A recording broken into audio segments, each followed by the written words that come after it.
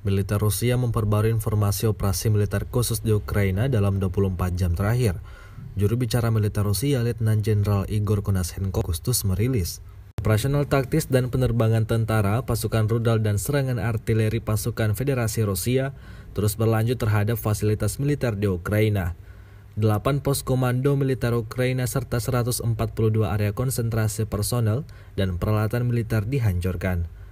6 gudang senjata, rudal dan artileri dan amunisi di dekat Pervomaiskoye di wilayah Nikolaev, Novo-Alexandrovka di wilayah Kherson, Zelenodolsk di wilayah Dnepropetrovsk, Zvanovka, Slavyansk, dan Cherkasskoye di Republik Rakyat Donetsk dihancurkan, kata Igor Konashenkov.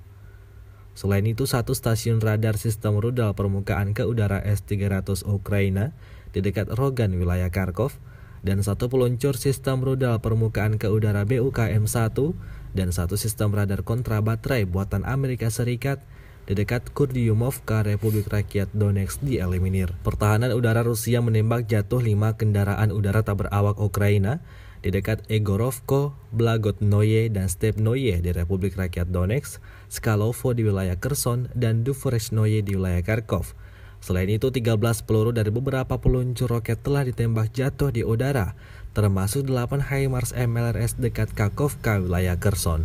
Secara total, 267 pesawat Ukraina dan 148 helikopter, 1.790 kendaraan udara tak berawak, 368 sistem rudal anti pesawat, 4.372 tank dan kendaraan tempur lapis baja lainnya, 814 sistem peluncuran roket ganda, 3.329 artileri dan mortir lapangan, serta 5.016 unit khusus kendaraan militer dihancurkan selama operasi, kata Igor Konashenkov. Dari kubu Kiev, Kementerian Pertahanan Ukraina merilis 200 prajurit Rusia dieliminir dalam 24 jam terakhir. Total 45.400 prajurit Kremlin dan sekutunya tewas sejak awal invasi 24 Februari hingga hari ke-180 22 Agustus.